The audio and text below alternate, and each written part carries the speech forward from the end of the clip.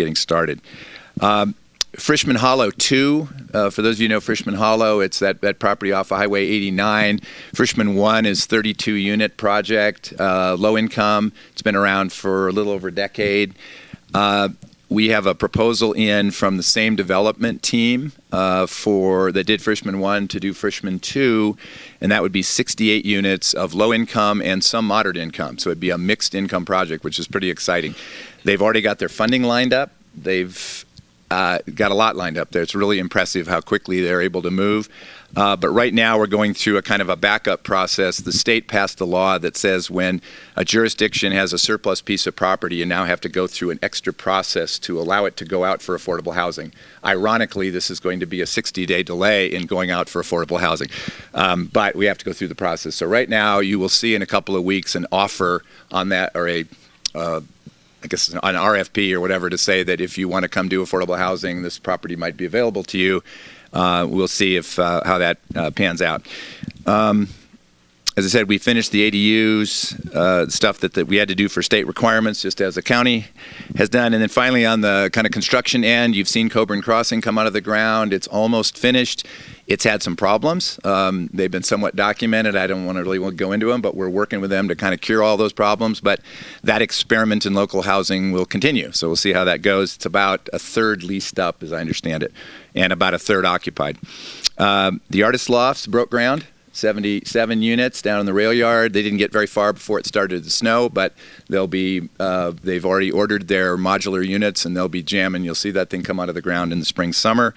And then finally, Frischman 2, the 68 units, should go very, very quickly. That will also be a modular project, assuming all goes according to the proposal that's been put forward, and that will also move very quickly next summer. Yay!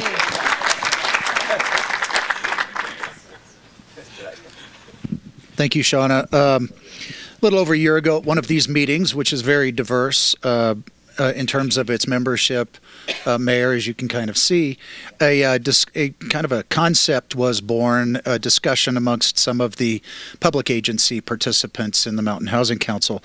And the question was really, what is it, or what tools might we have in our toolbox to try and benefit the community and relieve some of the pressure relative to workforce housing. And the conclusion that we arrived at was utilization of an exercise of joint powers authority through state law, establishing an organization where each of these public agencies, which is the hospital, the public utility district, the airport district, and the school district, to create a JPA for local government agency workforce housing. We have a plethora of local government here. We have the town council, of course. We have the counties, and I think in the region that we've all been analyzing, I don't know, what's our total special district count? Maybe around 20, 21, 22. And that is it's an unusually large amount of local government in the area. We spent the last year developing the JPA. It was very complicated. Our research indicated no one had utilized that model for this purpose in the state of California, at least, thus far. It took a year with a consultant both to do the build, but also a legal consultant to do the legal analysis to ensure that we're clean with the state. Each of the entities has approved at this point, by year's end, the term sheet by which we've all agreed. It's empowered to master lease. That'll be probably its primary goal in the initial stages, but who knows, maybe someday it might grow to be able to do its own developing, but that's, I would say, down the road. It can also purchase property for housing. It also is built in a manner so that other local governmental agencies can become members of it. We just decided to do the build among 4 of us so that it would actually get done. I don't know that we got 20 special districts in a room that we'd really get very far. So the build is done right now. Where we are is in the very mundane. It's like a startup. Post office box, website, phone number, location, bank account, all of those things are underway right now and being put together. And I would suggest that the next meeting will be the meeting where officers are elected and we're launched. So that's where we are. It's boring. It is the Truckee Tahoe Workforce Housing Agency. So it's a lengthy name. We couldn't come up with a nifty little acronym for it, but maybe we'll be able to develop.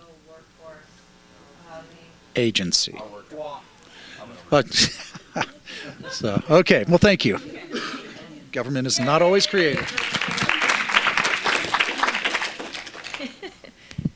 Anyone else? TRPA. Hi. How are you?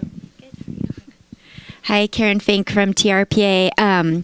Our local government and housing committee approved a 6-month housing work plan in November. So the idea with that is to bring a series of presentations to our governing board to really acquaint them with all the different things that are going on from the state level to the community level with housing, and really highlight where there's differences and what different agencies are trying to accomplish in TRPA code, and hone in on where we can align while still maintaining TRPA's environmental protections and supporting our regional plan, potentially looking for ways that these, this alignment could really further our regional plan. So that's going to be happening over the next 6 months, with the goal around the beginning of the summer of having a TRPA action plan, housing action plan for moving forward with actual potential code changes.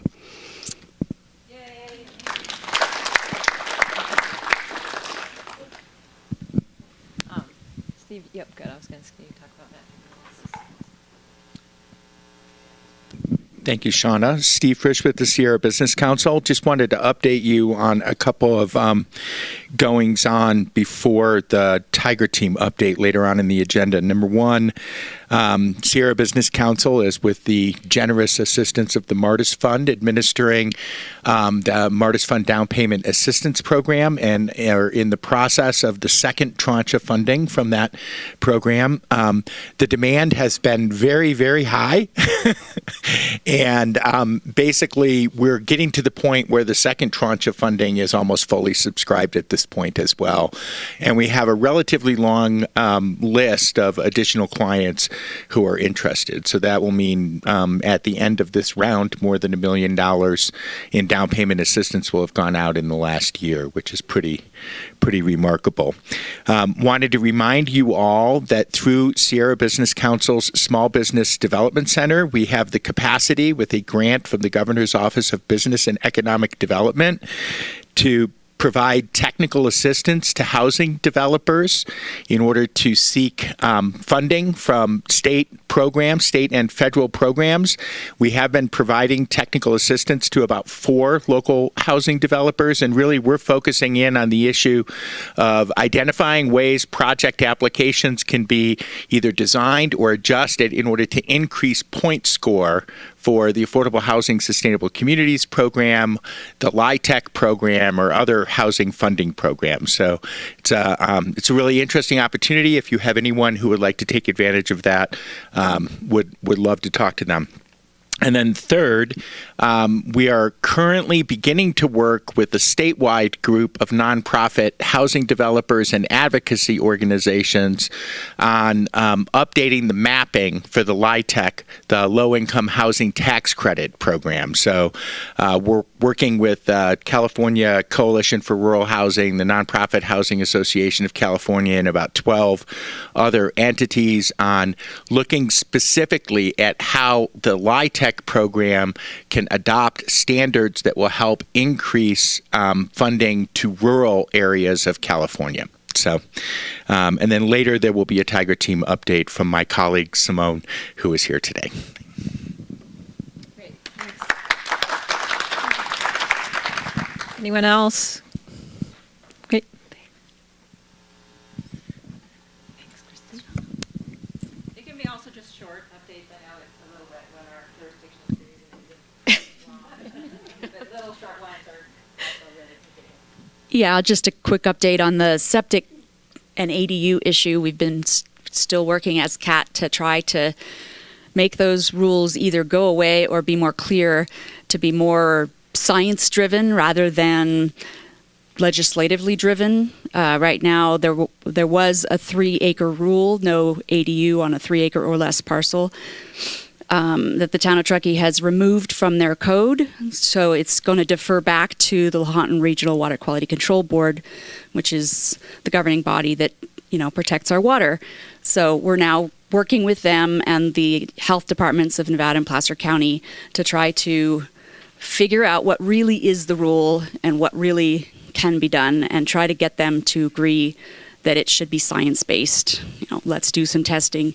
Can the property support it, regardless of size? So that's.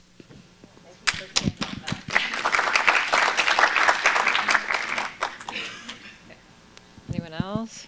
No? One quick one to add. Okay. Shauna You advised me to add this one. You're doing an update, aren't you? So this is from the non-science-based town of Truckee.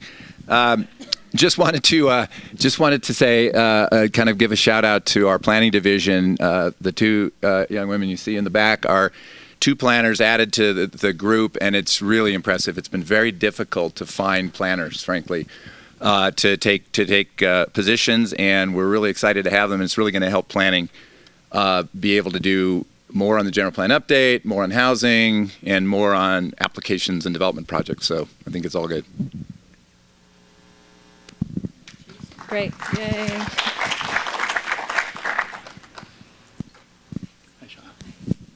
Hi, I'm Chase Janvin with Tahoe Prosperity Center. So down on the South Shore, quick update. Of course, working with Wendy and her team, we finished phase 1 of the needs assessment and action plan, which was the needs assessment portion. So we can now articulate and quantify what the problems are and how to attack them. We're in the middle now of the action plan process. The advisory group has been well underway. We have just wrapped up, or I guess technically wrapping up with the last few days of the survey, the community feedback portion. And then going forward, within the next month or so, we should finalize the action plan and get going on that. So.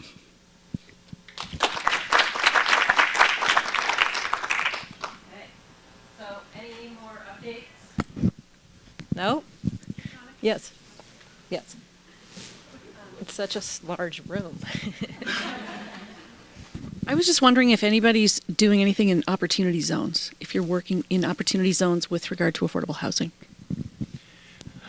So at Sierra Business Council, we've been tracking the development of the Opportunity Zone Fund rules and regulations within California. There are a number of areas of the state where Opportunity Fund funds have started up, but there has not been one focused in the Sierra Nevada region yet. So we're tracking that and hope to. By the way, there are a number of areas surrounding our Mountain Housing Council coverage area that are opportunity zones, including Northern Nevada County and Sierra County, and I think there's a small area in Kings Beach, or no, South Lake Tahoe. Yeah. So, right. So we will be watching that as they're developed. Thank you. Okay, so thank you everybody for those updates. Next on the agenda, I think Stacy, Yep. So I'm going to bring my esteemed colleague up, Stacy Caldwell with Tahoe Truckee Community Foundation, to speak to. Hopefully, all of you got the memo. The memo. The topic of du jour. Thank you. Well, before I launch into Mountain Housing Council 2.0, I want to take the liberty of recognizing that we have transitioned our fearless leader of Mountain Housing Council over to one of our partner agencies, Town of Truckee. And Jeff, I have a few words for you this morning. Oh dear. All praise, I'm sure. Congratulations on your new hire. As you know, Shauna is a rare and special person in our community. Those who get to work with her are very lucky and should be aware of the special care instructions that go with such a legendary soul, a social impact unicorn. Today, I present to you my 11 tips to help unicorns thrive. Every morning, please affirm to the unicorn in some way, we can change the world for the better. And you better believe it. Unicorns thrive when given big assignments and require complex, I can't believe I'm nervous, but this is really important, that require complex solutions. Ensure the small requirements of the job are tied to the bigger social impact. Provide plenty of space for the unicorn to roam about and assess situations. This will be key to their ability to design solutions for social impact. Allow the unicorn to build and maintain strong relationships across the land. Those relationships will be tapped and tested over time, but ultimately they will inform the work, and it is the only way to build momentum. Creativity is the mother language of the unicorn. Be willing to brainstorm before finalizing any strategy. Ensure that there is a whiteboard with dry erase markers always nearby. Should you have a permanent marker anywhere near the whiteboard, the unicorn will show signs of stress and anxiety. Laughter and joy will help the unicorn feel safe and provide grounding during difficult times. Allow ambiguity at times. Things can be sloppy in this work. The unicorn will keep all options on the table until a final direction must be chosen. Consensus takes time. Allow for the work to unfold in a way that the unicorn can honor different stakeholders while driving to agreement. Trust that the unicorn will always have your back, so be sure to do the same for her. Gratitude is a must. From time to time, make sure the unicorn feels appreciated and know that her skills, talents, and engaging charm is the key to your success.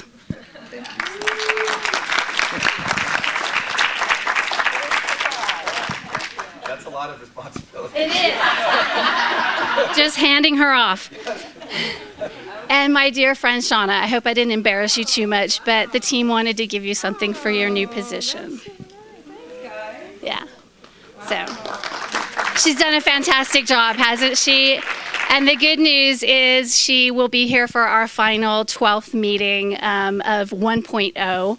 And so thank you both for making that work for us. As you can see, as we roll into this next topic of conversation, we have some decisions to make as a community where we head with this work, and the Community Foundation has been listening and talking to all of you. And so today I present to you what we think is going to keep the momentum going, keep the partnership strong, keep us focused. And then finally, before we start the presentation, those partnership updates or the partner updates that you just gave are so amazing. The work that you're each doing within your own organizations. Remember when we first came together, we were all just kind of, when you get on a bike, those pedals just kind of clunkily moving together. And then to hear the maturity of some of these strategies that have unfolded, not just within the council itself, but outside of the council. So I just want to congratulate everybody, regardless of where this heads into 2.0. This is just a really important moment to acknowledge, and I want to thank you all. So with that, yeah, that'd be great. Okay, so did I just turn it off? Clearly I did. There needs to be a word for this moment where you're like struggling with the, okay. So as you know, we have 28 partners working together. With the consolidation of Sierra Community House, we went down one. And what we have here are the partners listed. We have community partners at the table who represent a lot of our associations and the nonprofits. And we have funding partners who have really paid for the backbone work of the organization.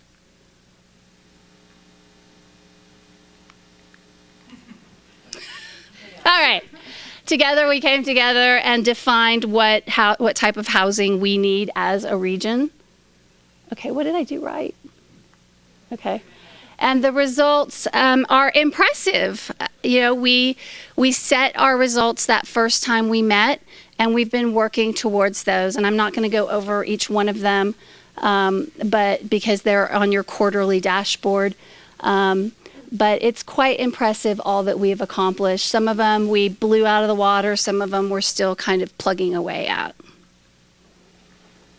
And one of the unexpected outcomes of this work are the inspiring collaborations that have come out of the relationships that have been built apparently over burritos during break. And so as we think about what's next, as you recall, this was a 3-year commitment. We started the conversation early last summer to really start to gauge where you are individually as organizations in this work, and then trying to pull together kind of a collective vision of what's next. I'll go back real quick. You remember we did kind of a report. We commissioned a report from some consultants to talk about what's next from entity standpoint and work product. We did a listening tour to get your feedback on that report, as well as envision just above and beyond what the report said. In September, we rolled out some models, some different scenarios for you guys to weigh in. You charged us with thinking about how Mountain Housing Council can continue, and for the Community Foundation and the Mountain Housing Council team to kind of go through that due diligence. And now we're entering into the fundraising and partner commitment phase of what we're proposing. The priorities that are really driving this is you're telling us that we need to continue to have a regional approach. We don't necessarily want each of our land planning organizations to kind of go off and do their own thing. We are in one ecosystem up here in North Lake Tahoe. We share a lot of the same employees, students, patients. You said that convening the stakeholders is critical, so that facilitation of regular check-ins provides a level of not only common strategy but accountability to them. Identify and attract more funds for housing. So I think this is a real key drumbeat that we keep hearing is without the funding to leverage each other and outside funds, it's really difficult to make housing work. So fingers crossed on those tax credits, and those tax credits take local partners to come together to make all that work. And finally, broader community education is important, which kind of equaled the continuation of our work together beyond 1.0. So what we're proposing is the continued ongoing work of the Mountain Housing Council. So quarterly facilitation, quarterly reporting.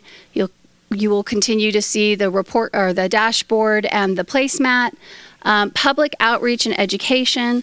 I think we can put a finer point on that as we explore what that means. And today you're going to hear from Scott Keith, who has been supporting our communications work to take everything that we've been capturing over the last 2.5+ years and really turning it into more digestible content for the community. The work we've done has been a lot of white papers, a lot of policy focused decision making and advocacy, and by kind of transitioning into a more user friendly level, products of that work, we think that we can really engage the community and be there to educate. Statewide policy coordination. This is the first time we, as a region, are showing up to the Capitol to advocate for something in common. And it continues to build more relationships across each of you that expands beyond housing, which is exciting. And so continued statewide advocacy across all of these partners. And supporting the new collaborations that are coming online in any way we can. Some of it more intentional, more heavy lifting, others being a good cheerleader for you and helping make connections for you. The new work that we're proposing has been alluded to already and talked about, and we're glad to have Cindy here, and congratulations to South Lake. A regional action plan is truly a document that allows you to execute together as a region. It sets real targets, and so we're proposing that that's the next step of the work, which will then roll into a pilot program that we have been thinking through. Instead of a next entity, embedding the housing hub concept as a program within an existing organization, or perhaps an entrepreneur might come up and take it on. But the goal of that housing hub would actually be to carry out the execution of the regional action plan, as Mountain Housing Council is not it is not in that role. And then finally, attracting and coordinating housing funds. So there's not going to be one accelerator fund as we had kind of envisioned and looked at in our commissioned report. It will be a myriad of little funds that need to be coordinated. And so that's kind of the work plan. We see it as kind of a 3-step. First comes the regional action plan, and then we launch the housing hub, and the accelerator funds can kind of follow, even though right now they're all doing, the ones that are in existence are kind of all online. We think that by being informed by a regional action plan and a project or a developer going through the hub, it positions them better to leverage our regional limited funds that are available for housing. So again, a little bit more on that. The regional action plan is all about implementation with timelines, roles, partnerships, and goals. And we think that the plan itself will take 6 to 10 months. We think it'll be a 5-year plan. It'll really look at the region and help us break down, is it 12,000 we're going to go after? Is it 3,000 we're going to go after? And how do you kind of plot that across the region? Where does it make the most sense for certain types of density, and where can we fit these houses? And so it's just a bigger chessboard plan. And then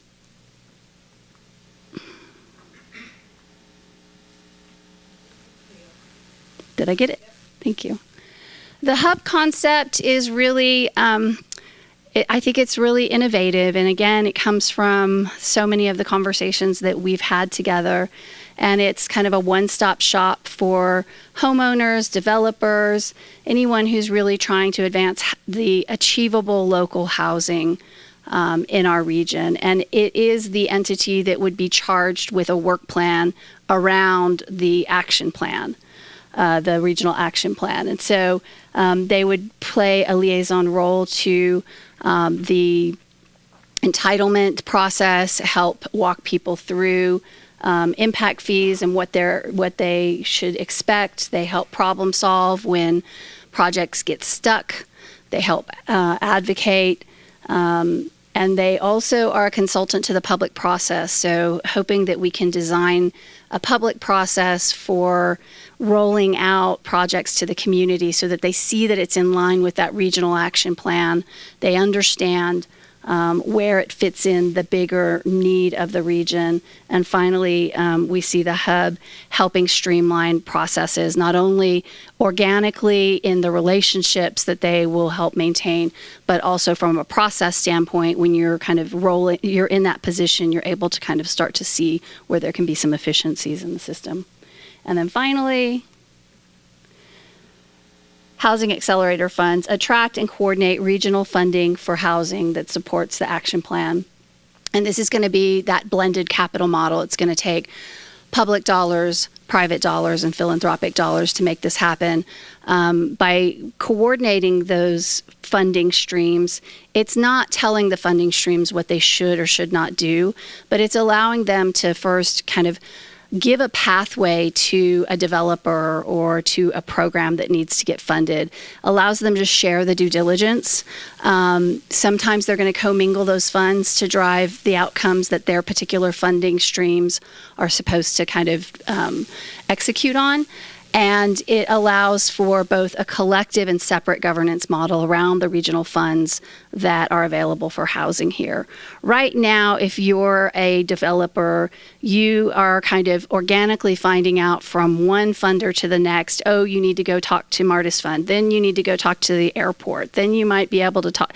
And at this point, we think if you guys were coordinated and talking, and it was informed by the regional action plan, and then perhaps had some due diligence work in the hub, then we can really be more efficient with each other and clearer with our direction to those housing projects that are trying to get built here.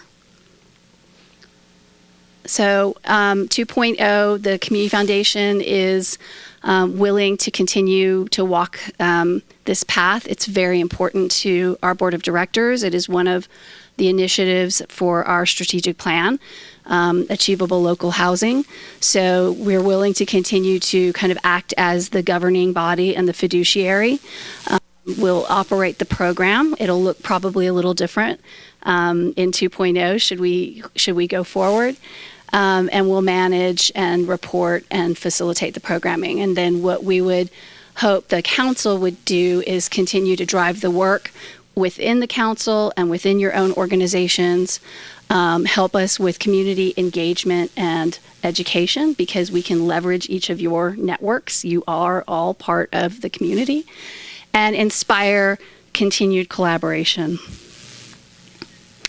The budget that we have presented is not unfamiliar. Did I say that the right way? The budget we presented should be familiar to you. Except for these new program costs that we've included. Beginning with the regional action plan, we would need to go out to an RFP and get some comparables on what that would cost. And so we just kind of did a good informed estimated guess. And then year 2 and year 3, assuming the regional action plan and assuming that the capacity within the region is still calling for this housing hub, then we would look for another $200,000 a year so that we could do an RFP again to another organization that would carry out this housing hub concept under the direction of the Regional Action Plan and the Mountain Housing Council. What we're asking for right now is another 3-year commitment. This is important to the Community Foundation because it allows us to make operational decisions. If you'll recall, the last time we were having this conversation with each of you, we said that our intention is to raise the funding and get the commitments up front so that we're not on an annual cycle of doing that. It really has been a strength of this council to be able to not have an unknown of what's happening from year to year. So 3 years seems like the right fit again. We want to continue to work with your top leadership. We want those individuals to be the lead partners. If you're an elected agency, we would like your elected official as well as your top staff member, because it gives us access to the decision makers, and it allows your organization's board, because many of you are operating by a board, to really be informed by the conversation, because we can come up with all sorts of great ideas here, but if your board of directors doesn't consider the recommendations from the council, we kind of go nowhere. And so it builds in an accountability within the partnership. Consider recommendations of policy, land use, and programs that come from Mountain Housing Council. Exactly what I'm saying. Your board needs to commit to that.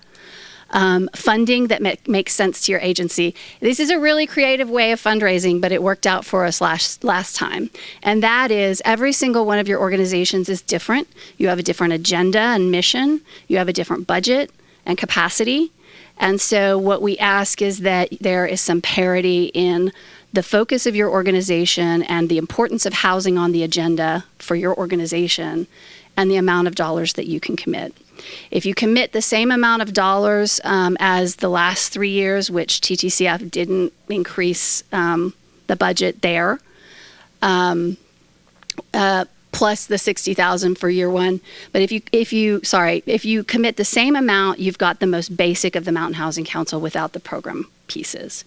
And if we get to that and there's a gap, which there will be, I suspect, we're willing to go out and fundraise. And we think that the work that this council has done has taken on a level of recognition, not only from our regional colleagues around California, but it is getting a lot of traction outside of our state too. And so we think that there are funders out there that want to continue to see this work get done. So what we're asking is for you to sit down and think about what makes sense for your organization, come to us, and then we're going to assess it. And then finally, access to additional resources, which will inform the additional fundraising that needs to get created, as well as, I just remember, when we were creating the partner agreement in the beginning of this, Tahoe Donner offered up their attorney to help us. And so those are the kinds of things that we'll rely on so that we can kind of continue to leverage each other's resources. And then we also want to ask the community to get involved. And so this PowerPoint here is intended to be beyond just the partners, and ask the community to get involved with Mountain Housing Council through education, advocacy, and finally donating and granting. And so as we go out to other foundations to present, this will be the slide specific to them. So next steps is a request will be coming to you. It will be part of that memo, a letter of request to you and your board, this presentation. And then what we're trying to do is also capture a video of me presenting this, because if you recall, I probably did about 32 presentations in the fundraising round one. And I don't know that we have that time. And I think some of you have already set aside a budget and feel strong that this work needs to continue. So if it's an easy lift for you and you want to be able to present to your board these materials in a thoughtful way, and you can get that done and commit, great. If it's not that easy for you because you have, board processes and you need me or one of my colleagues, we'll see who that is, to come and present, then of course we'll come and present to your board. But what we're trying to do is kind of streamline and make it more efficient. And my goal for us is to be complete, have our partner commitments by March 15th, so that, again, the TTCF board can look at where we're at and figure out what our next steps are. I think that's it. Yep. Great. So opening it up for comments or questions. I mean, we've been talking about this for a while, so this is your chance. Yep. Okay, I've got one. Thank you for that, and thank you for doing the hard work of trying to get all of us together. I think we had 28 different opinions about 2.0, so nice job of, nice job of wrangling that into something that's coherent and appropriate.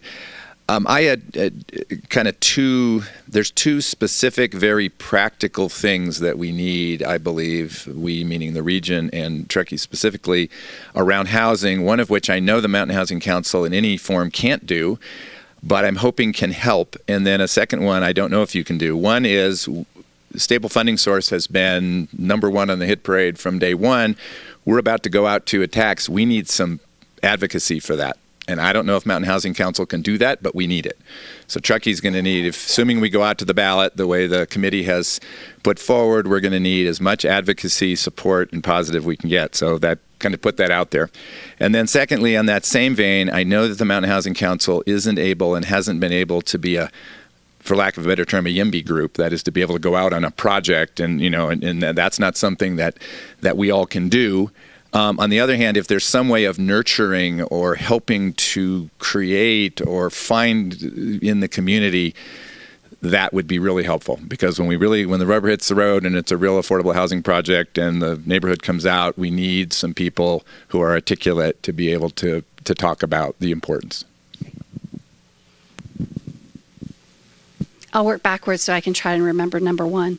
So on the advocacy piece, as you all know, the local advocacy is challenging. It is very political, and it is in no way neutral. And the power of this group has been to recognize that we all have different agendas and try and stay neutral to advance a bigger common kind of strategy, with hopes that an advocacy group from the kind of work that is rolling out from Mountain Housing Council would have a toolkit to run with. And so I think that that's on the table for 2.0, is how we can do that. I think that the Community Foundation could be open to a thoughtful approach to that.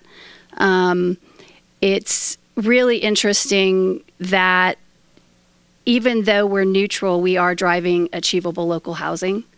So that is an agenda in itself. And I think the community has called us out on that, which is great. So I think that we should be trying to figure that out. At the same time, it can't just be this group doing all housing stuff. And it can't be just this facilitated collaboration that needs to do all the heavy lifting on housing. At some point, our community needs to show up. What I think we can do a better job of, which rolls into what number one was, is giving them the tools to do that, to really break down this complex situation and all the information that's coming out of the Mountain Housing Council in a way that helps drive those conversations and mobilization of advocacy But our community really does need to show up and start to take on some of this work to really reflect almost in a symbiotic way what's happening. So, if 2.0 happens and we sit down and we develop our new goals for this next phase, I think it's up to the council to determine if you want to take a step away from being neutral together. Or if there's a way for us to create that advocacy mechanism of Mountain Housing Council that shows up to projects and fills rooms, okay? But that is not something that I can commit to today because that's not really what we've been. But this is the stuff I think about. And so the second piece, which is the consistent funding, yes, you're right. That is 100% on our agenda. The advocacy for it, again, I think could be really strong education. And so I'm thinking about the kinds of communication products that can be inside the newspaper to inform our community about the actual work that we've been doing and the need in our community. So I think we can think creatively about that. And then finally, I look to Steve Frisch, who is our partner at the state level advocacy and a consultant. Their organization is a paid consultant of Mountain Housing Council to drive that state policy agenda. So there's ways that I think we might be able to be creative at the local level. So it's on our mind. We know it's a gap. We know it's a gap because we see the struggle happening with the projects. And we think really good public process is important with people who are educated and showing up. Yes, please. Yep. So, Jeff, this is an issue that has been discussed inside our advocacy Tiger team quite a bit. And I think Stacy hit the crux of the problem that there are two different types of advocacy that we're looking at here. One is policy and funding advocacy to create the conditions where housing can occur, which we're moving forward with on kind of the 80-20 rule, which is we're all identifying the things that we can support and advocating for those. And then the second is the individual project advocacy or the local advocacy that inherently becomes political. And our concern within the advocacy Tiger team was that that level of advocacy would essentially divide the group eventually because all the local governments are partners, and eventually you're advocating with the local governments to make a specific decision. So that function kind of needed to be outside of the Tiger team advocacy process. However, you brought up a really interesting issue. A funding mechanism like the proposed transit occupancy tax in November is not necessarily an individual project. And that could be an area that this group could coalesce around advocating for without kind of violating that concept of the individual inherently political project. So, which I think would be a really, really good idea, personally. Having done a lot of work in advocacy, I recognize that this community is pretty shortchanged on moving advocacy organizations forward. For instance, Mountain Area Preservation is the only advocacy group that shows up to support projects that are controversial in neighborhoods, and yet they get no funding to do that. A big grant for we don't have to get into that, but they do get funding. Well, they get some, but not for the type of advocacy that's required here. They're always short of money for advocacy. And I would like to see some way that we can focus on a stream of money to an organization like that who shows up at the council meetings and advocates for the best interests of the housing. And it just isn't happening as easily as you think. They have one or two people on staff, and it's very hard for them to step up to this huge job of advocating. So I think we need to really take a hard look at that and see how we can be financially supportive, some way to arrange financial support. And that's a big concern of mine. Advocacy is very much missing from this whole picture.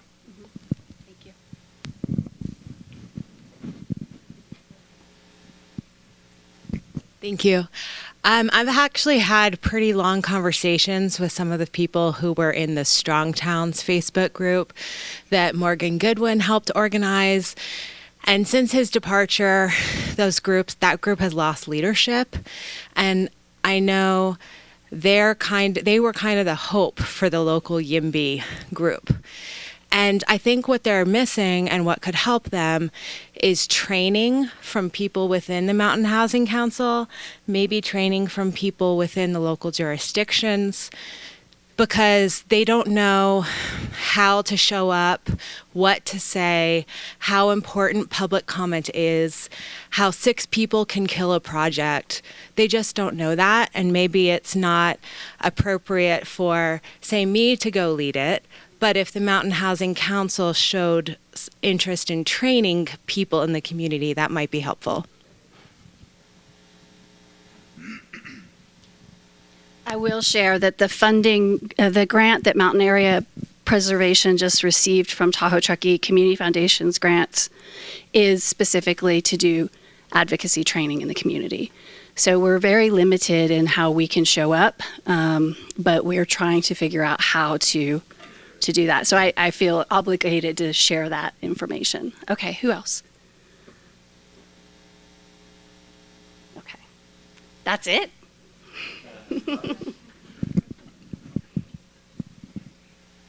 Let me start by saying we haven't had an internal conversation about where we are on this, so my comments are just kind of feeding back on what's been said so far. I would agree with Jeff wholeheartedly on the 2 things that we know we're missing right now.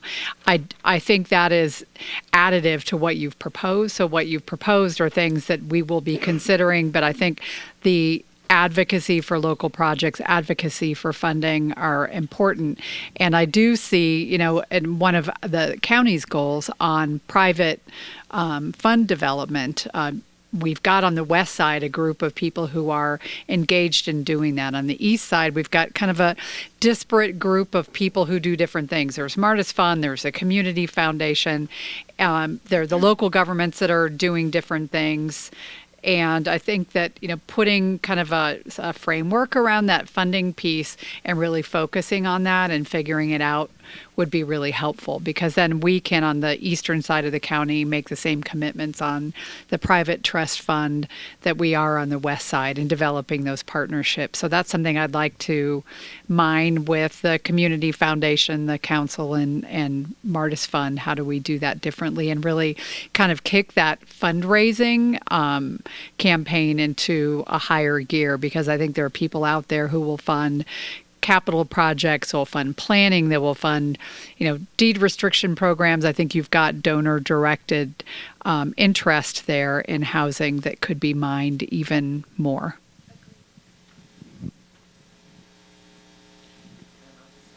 Real quick, I'm just going to add real quick to that. If I wasn't clear, the trust right now for Placer County is county-wide. And many of us believe that the East Slope should have partners up here that are separate and apart and set up our own trust. And I think we have the support of the rest of the Board of Supervisors to do that. It's finding the right partnership up here. And certainly with the T-bid moving forward and raising funding, at least within Placer County, we'd like to get that set up on the East Slope. Hopefully regionally, but if not, if we're not able to overcome some of those obstacles, then within the county. Very good. Yeah, can you put it to number 3 on the work plan? So that really speaks to, there's not much to add, but it really is something that we see a need to coordinate these different funding streams so that they're all talking to each other and leveraging each other. And as for donors and foundations, we think that they're always looking for leverage. They're always looking for, do you have skin in the game in your own region? And so being able to kind of collectively tell the funding story of our region is going to make it more powerful, I think, for public and philanthropic dollars. Yes. I had a point about it. Thank you, Stacey.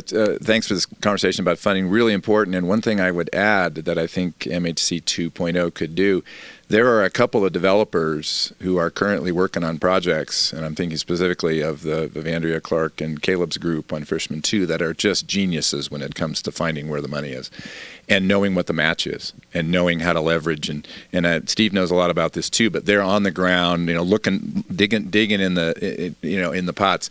And it might be great to bring a group of 4 or 5 of those very enlightened builders together early on and, maybe even have access to them for ideas.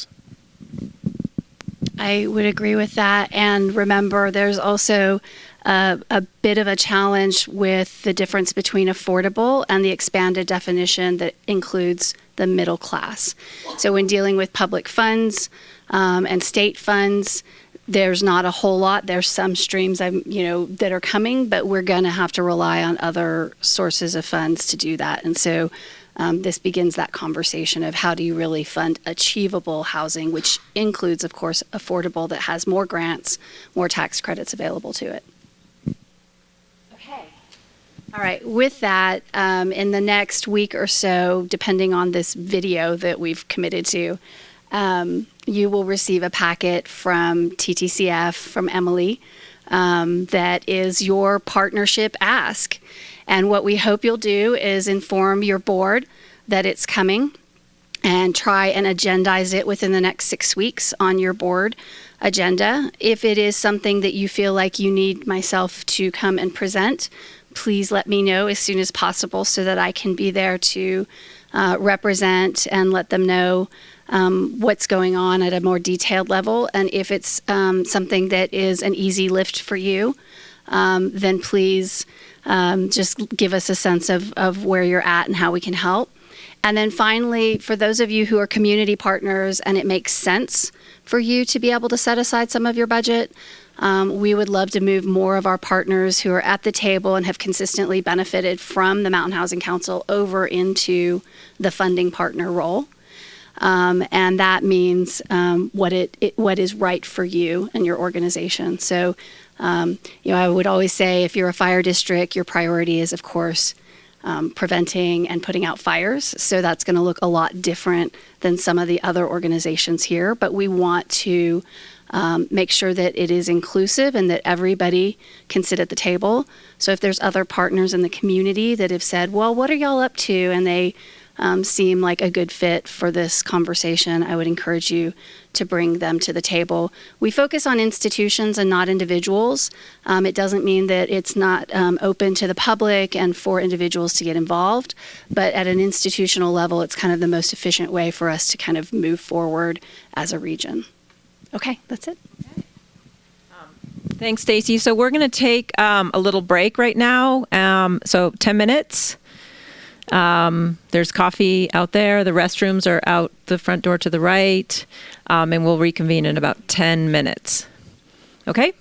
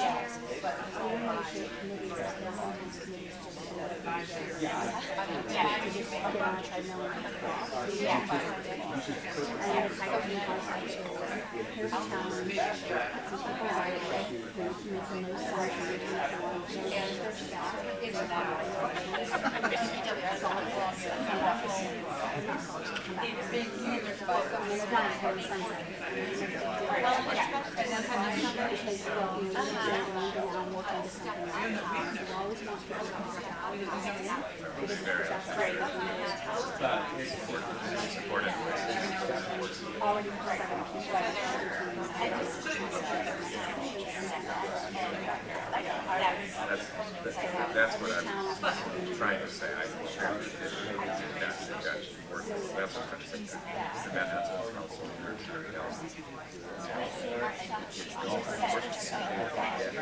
Stacey, good. How are you? I'm good. Good to see you. Yeah, good to see you too. I have a question. I've only just now had a light bulb that there's a difference between a trust fund and an accelerator fund. What's the difference between those two, and why are there two different Placer County, I'm not sure, because they're, I mean, they're just, it's all fun. Right. But if they put together their trust fund, you know, it's going to have a lot of public money in it, which will then require a level of coverage.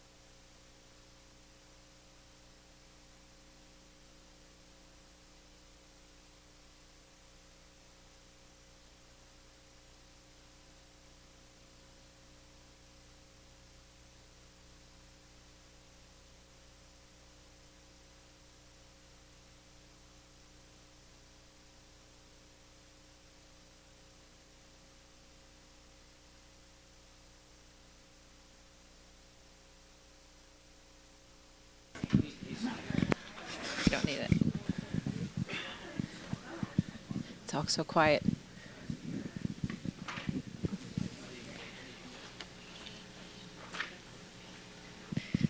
Okay, so now it's working. So we are going to move into. I'm looking for Emily on the PowerPoint slides. Can we just move them forward? Oh, hi. Hi, I've been told this. Oh, perfect. Yeah, we're not. Thank you, Yumi. We're going to do some quick council updates beyond the 2.0 discussion.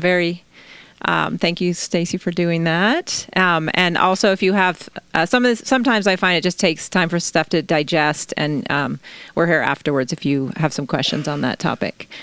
So we're going to hear from Steve Frisch on the State Advocacy Tiger Team, an update on what's going on for future plans on that. Great. Here, can I give you this?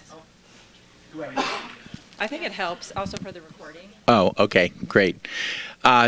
Thank you, Stacy. So I just want to make an announcement and then hand this over to my colleague Simone, who's going to update on Tiger Team activities and the 2020 Legislative Priority Action Plan.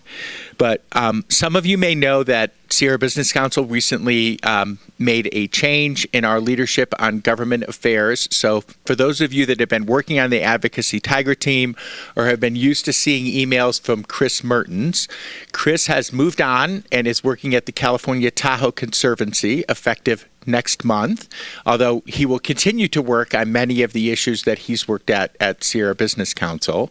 And we are elevating our communications director to the position of government affairs director. So Brittany Benessy, that many of you have been used to working with over the years, she's been at Sierra Business Council for 7 years and is very passionate about these issues, will be taking over as our government affairs director effective almost immediately. So, however, we will continue to focus a pretty broad-based policy team on these issues. So we have really 4 people in our organization who work on kind of policy advocacy, including Simone and myself and our Vice President for Climate and Energy, Carrie Timmer. So you can expect to see actually the same level or more activity. But with that, I want to hand it over to Simone Cordry-Cotter to talk about the Tiger Team update.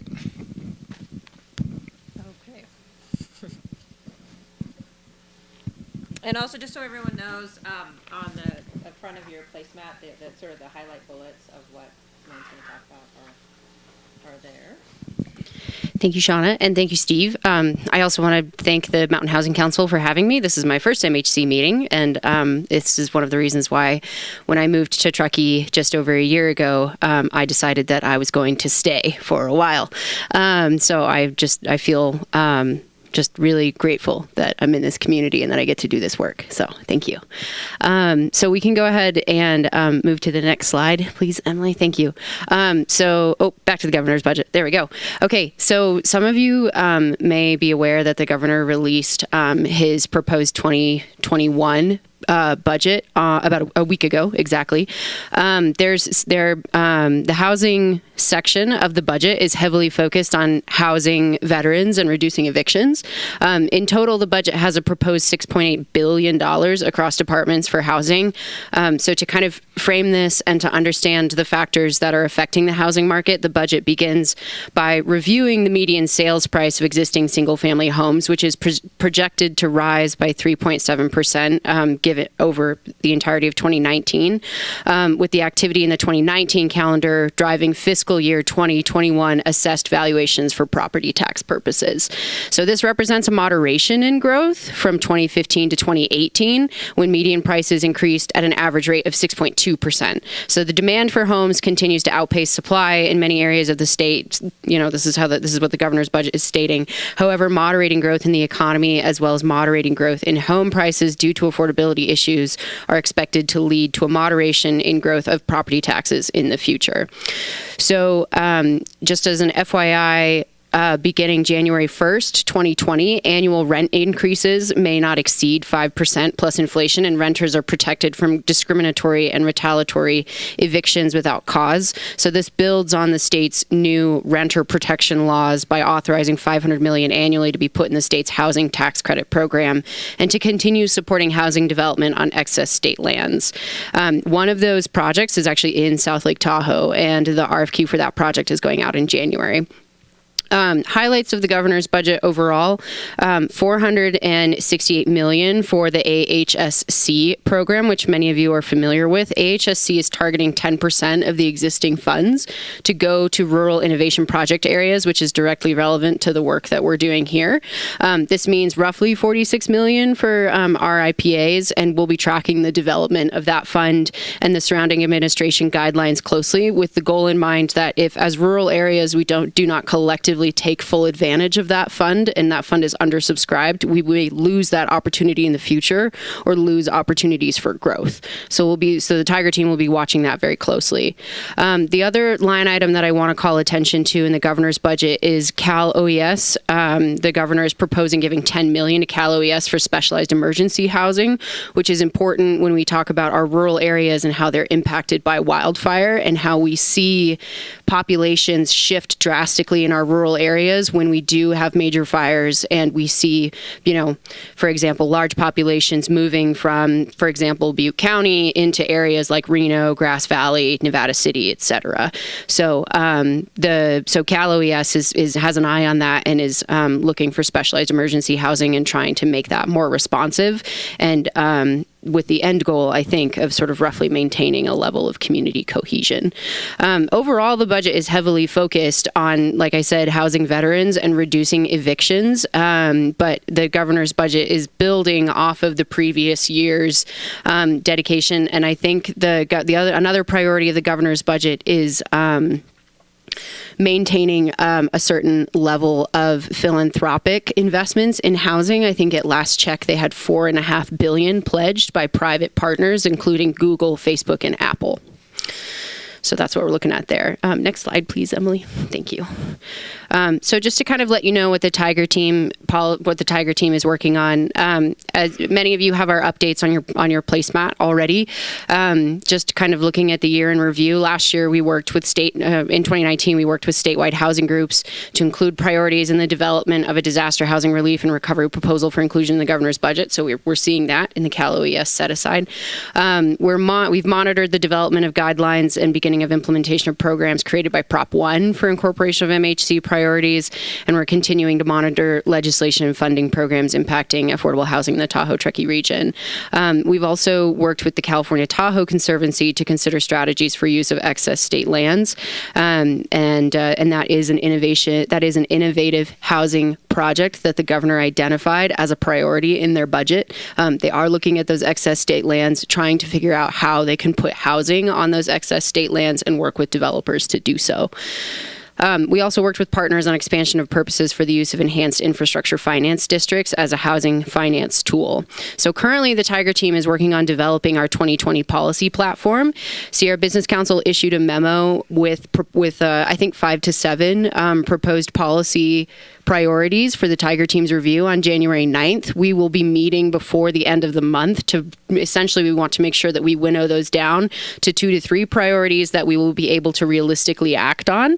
And then as bills are being introduced in the Senate and the Assembly at the moment, so we're going to be tracking legislation that we see directly relevant to our policy platform in order to leverage as many engagement opportunities as possible. That will be complemented by a Mountain Housing Council Day in Sacramento, which Sierra Business Council will be scheduling for March. So if anybody has an absolute no-go day in March where you cannot get down to Sacramento, please let me know. That would be very helpful. And then we'll kind of be scheduling and prioritizing that. We will, as far as like the specific meetings that are going to be set up, we've identified a couple legislators, and mostly legislators that we began to build relationships with last year through our Tiger teamwork. But we will also be keeping an eye on what's being introduced in the Assembly and the Senate and identifying authors of relevant bills and their staff as key people that we need to talk to. Steve, did I get it all? All right. I'm happy to take questions if anybody has any questions. Good job. First time. One quick one. Yep, and then I'll go to Stacy. How do we? Can everyone hear Jeff? Yeah. Usually that's not a problem. How do we find out about a particular site in that state? I'm thinking of the CHP property, near Truckee. We're just wondering what's going on, and we'd love to get ahead of it instead of be behind it after it's all said and done. So do you mean how do you identify what the sites are, or how do you know what's going on them? So if you look at the state lands inventory, there are a couple of them identified in the region. I think if we wanted to track individual pieces of property like that CHP property, well, we should come up with a process for tracking that. That hasn't been within the advocacy Tiger Team's role at this point, but that might be yet another local role the advocacy team could play. Well, and would that not be part of a regional action plan as well, like some chapter within that, so that we can? Unless it's happening faster than Sure. that. My word. Yeah. Sure. I have a question for the group, and then I want to kind of punt it back to Simone. How many of you have a lobbyist that you pay to go to Sacramento? Any others? Yeah. So this year I'm not sure how well we really leveraged the work that Mountain Housing Council is doing together with our lobbyists. And so what kinds of ideas do we have to really ensure that anybody who is representing this region in Sacramento is aware of our policies for Mountain Housing Council? Yeah, I think that's a really good point. Number one, I want to say for everyone who went to Sacramento for our day in the Capitol last year, which actually turned into 2 days in the Capitol, that was insanely successful because in essence what it did is it popped the visibility of our issues for state decision makers, which is really a big deal. And that opens the door to actually making recommendations for changes in individual program guidelines and pieces of legislation, right? So I would encourage everyone to participate in that day in the Capitol this coming year, whether you have a lobbyist or not. But I think one of the weaknesses of our process to date has been that our policy platform hasn't necessarily been picked up and advocated for by the lobbyists, by the individual jurisdictions that have them, and we would like to see some process for tighter coordination of that activity so we can amplify the effect, because these are in essence policy positions that the jurisdictions have already agreed to. So it really is a matter of improving communications between the paid lobbyists for the individual jurisdictions and the Tiger Team. So, but Jennifer, did you have? Yeah. Good idea. And also, I would just like to welcome our guests. You guys want to introduce yourselves? My name is Rochelle Chavez. I'm the administrative manager for the Tahoe Truckee Sanitation. Okay, great. I'm Emily Pindar. I'm the customer service director for I take it Blake sent you guys. He's coming to. We're separate. Great. Yeah, we're set. Okay, great. Welcome. I just wanted to make sure. Yeah. Do you guys want to introduce yourselves? Do you want the mic? I've got it. You can have it. We're like being incognito. I'm Kim Stark from the town. Annie Rosenfeld from Tahoe Donner. Welcome. Thanks, Jennifer. Yeah, so I was going to, I think Steve's right, and what I would recommend is that we try to get those lobbyists together maybe in a room with us once we get our platform devised. Our platform goes to our board on the 28th, and Emily and I are working to make sure that the things that we see as priorities for the Mountain Housing Council platform get baked into, and ours is pretty high level, so as long as we can cover it with the high level things, we're good. But then I think we need to do a better job at that next step and making sure that they are engaging regularly on our behalf. I think we kind of started there last year, and then it kind of dribbed off toward the end. So I think just maintaining that communication. And then while I have the mic, I will make a pitch for something that I think that we're seeing. You know, we're doing all right on the grant funding side. We could always be stronger, but something I see that stands in the way of not just funding, but a lot of the other actions that the legislature and the governor has taken is the high fire hazard zone designation, because we get just wiped off the map on, hey, you can do this with this new thing unless you're in this area, and most of our region is in that area. So how do we really, keep the elected officials at the state level their feet to the fire on providing opportunities for rural housing in things like infill areas or adjacent to state highways, or we've got to come up with some criteria that they're comfortable baking into that isn't going to, open up development in the middle of the forest, but allows us to solve our problems in our rural communities. Otherwise, we can just kiss a lot of these opportunities goodbye that are afforded to other more urbanized regions. So just a pitch for that one. Jennifer, just so I make sure that I'm fully understanding the nuance of what you just said. Am I safe in assuming that it's the CPUC's high hazard fire threat designation areas that I thought it was CAL FIRE, but maybe that's the same thing? they do develop them together. Yeah. Okay. But I think, envisioning, I think we're thinking about the same map.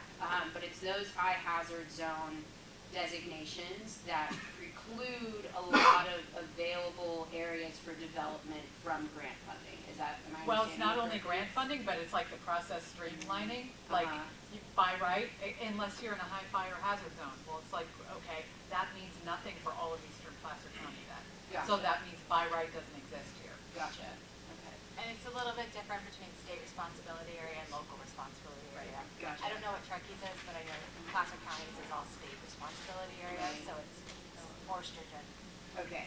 So this issue is clearly going to be a high priority this year because of all of the statewide planning going on around emergency services and fire prevention. So this is in our platform as a proposed kind of activity area this year, and I think there are a lot of other rural areas of the state that are facing the same problem. So, I'm anticipating that we're going to need to address this not just in legislative processes, and there are already several bills that have been introduced that restrict building in high hazard zone areas, but also in individual program guidelines as they're updated. So I think this is going to be an ongoing problem and it's going to need to be a priority.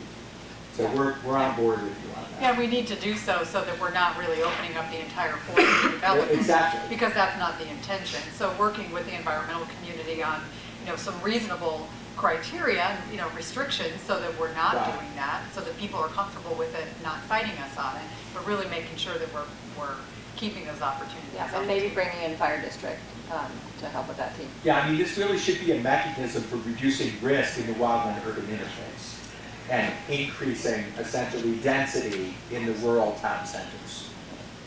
So, if we do have people on the list, we'll probably need to clean that up as far as who's on the Tiger team for state advocacy, but if you're interested in being involved, so turn the mic on. I feel like it's ringing or something. It is. It's feedback. Feedback. Something's ringing. So if you're interested in getting involved in the state advocacy Tiger team for the 2020, just see Simone afterwards if you're not already on that. Yes.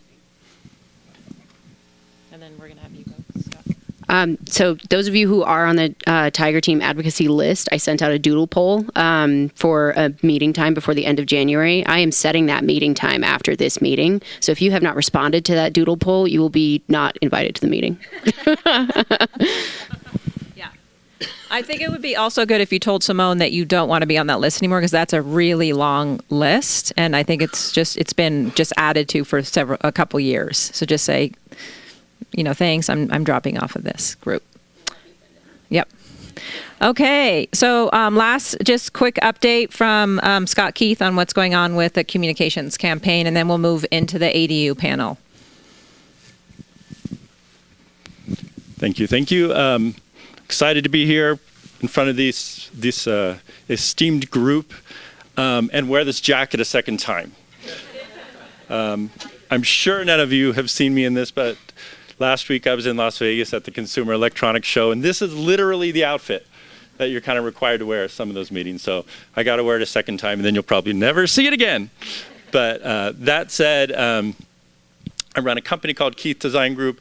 I am a marketing consultant, branding consultant that does a lot of consumer packaged goods stuff, a lot of health tech, and that's what I was doing a lot last week. I have devices that I'm helping to promote that are related to eye health, sleep health, breathing, hearing, and temperature in mouth. So connected devices seems to be where a lot of my friends are these days. But I'm up here in Truckee, run the business out of here, and help with different agencies in town as well. For this group, Mountain Housing Council and TTCF, I was asked to help evaluate the needs of the communications campaign. What can we do based on really what you guys are all saying today? How do we elevate the issues? How do we get more awareness?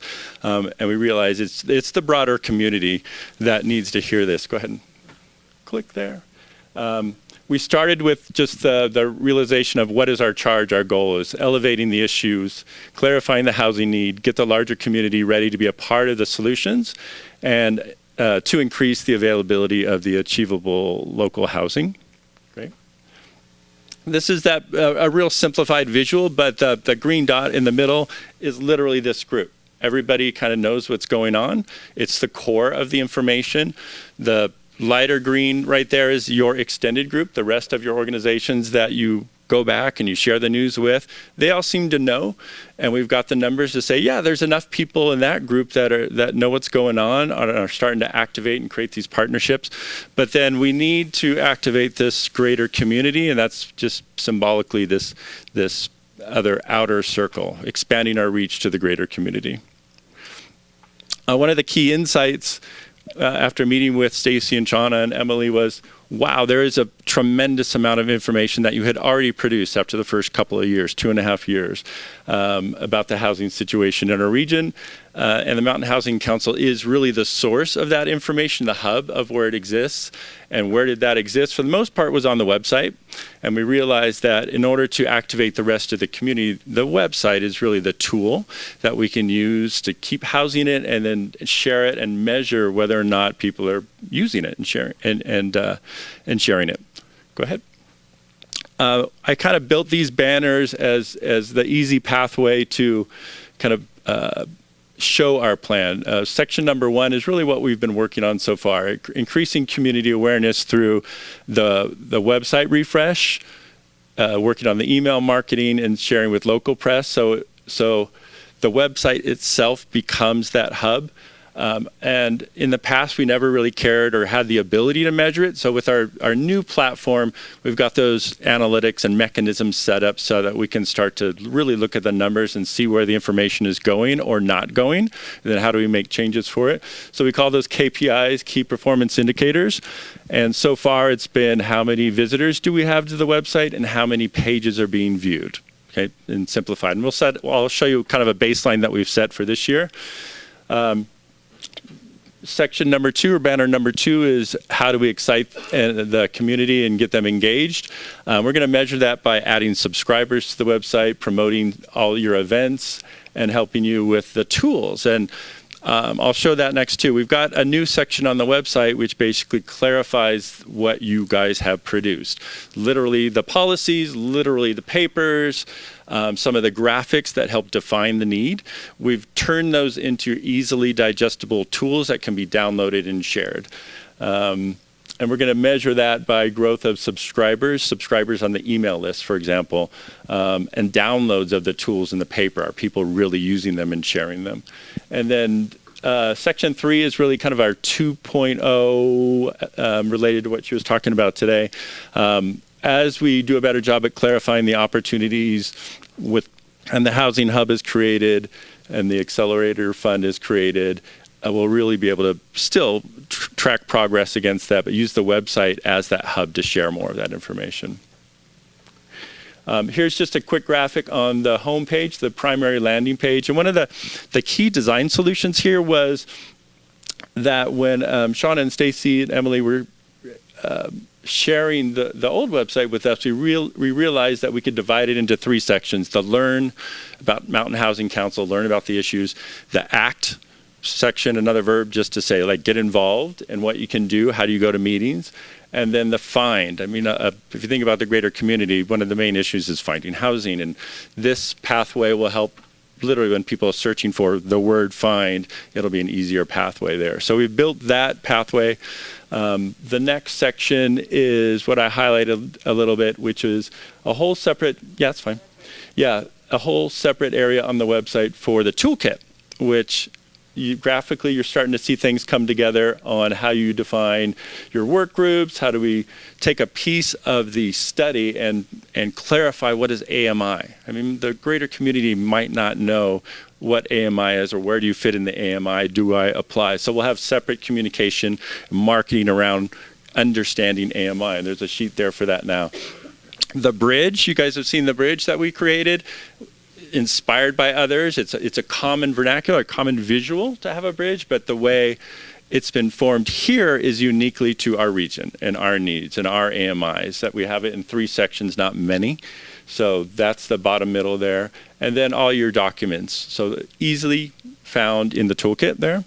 Yeah, and I just want to add the point about the thinking behind the toolkit was to give tools to advocates or to any of you that are using these things.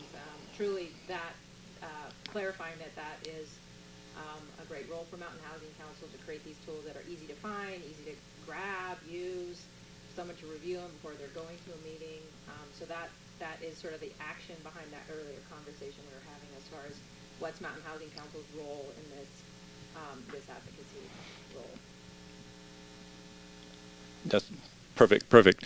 And the other area that I didn't really show here, but we had a conversation a little while ago, is there's a new area called projects on the website, where any project that fits on the Achievable Housing Bridge can be identified and put onto the website with its main stats so that people see what projects are happening. Now, again, we're not directly advocating for them. We're just providing the information so that others can advocate, have the tools, make decisions about going. So as new projects come up, this is a pathway for all the partners to have another place to post it and more marketing to drive it so you can share the projects that are doing achievable local housing. Okay. Just some of the basic stats that we were able to grab. The 2017 stats on the original website, we had in total for the whole year about 1,000 visitors and 4,000 page views. So people are looking at 2.5 pages or so, 3 pages. 2018, it went up dramatically. You had some more things that you published and you got some press. And 2019, similarly, it kept growing, other than the page views went down a little bit. We're not really sure why yet in 2019, but that last column we're going to set as our baseline for 2019, and we'll set our KPIs. We'll judge and adjust based on, hey, we're growing from there, and what rate is reasonable to grow. It'll depend on what budgets we are able to spend and what plans we have for getting the PR out. I can tell you that the STR work that you did last year was a big boom to visitation to the website, because the communication drove people to the website to get it and to read about it. So as we publish more things like that, will help the visitation and make this the hub. Go ahead. I put this down as KPIs for 2020. Let's at least grow visitation by 50%. So those are just those key numbers there. This information will translate to the placemat. So we'll be able to quarter by quarter see how we're doing, and you'll be able to know how many more people are engaged and aware of the work you're doing. Next one. Off a little bit. I wanted to highlight this as we were able to analyze the referrals. So where are people coming from to the Mountain Housing website right now? Search engines are the majority of it for most, and it is in your case as well. So people are searching terms, and the website is able to supply that. When the Sierra Sun did an article, that was a great bump. Your own Facebook page is great. We're going to promote that more. And then we have these partners down here, right? TTCF, they're promoting it. Placer was on number 5. Chamber was there. Truckee.com was there. And a lot of 1%. I highlight that because it does matter. So when you get the information from Mountain Housing Council, as you share it in your own pathways or your websites or through your email communications, it does work to help get people back here. Okay. This is just a graphic. I'm a graphic guy. As news comes out, there's 28 dots there, right? Share it with your agencies and then drive people back to Mountain Housing Council for consistency of information, and so we can track the success of it all. And some tactics for 2020. I think this is the last one. Since the website is the hub of your message, we'll drive more traffic to the website, increase awareness for the need, invite community engagement with those tools. We'll do SEO, so search engine optimization. So we'll literally be spending on how to get your keywords on those issues higher up in the SERPs, the search engine pages.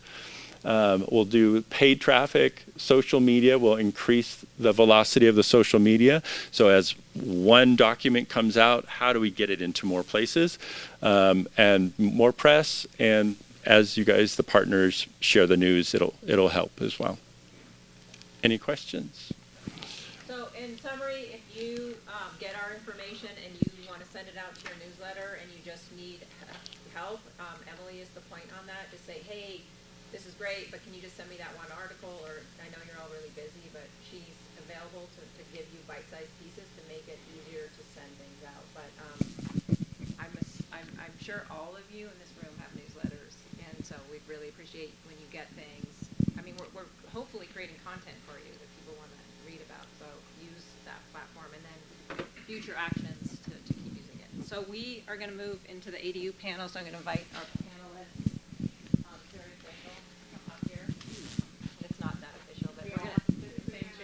Yeah, you're all going to sit here.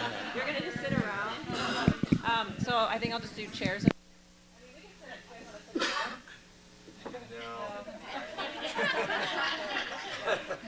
Okay, so this is, I don't think we've done this before. We're just, shaking it up. We have guests who are just here, here to hear about ADUs. So those of you who are new to my Housing Council, move the chair. The holidays took your brains away. We put out I think it was our 5th white paper on accessory dwelling units, primarily focused on the state laws that are coming forward, and some survey results on sort of the appetite for ADUs in our region, and what are kind of starting to look at barriers. What are other, remember we did research on what other communities are doing from a regulatory perspective, from an incentive perspective, and from a kind of a staffing support perspective. Everyone, is it coming back? Coming back? Shauna? Yes. Okay.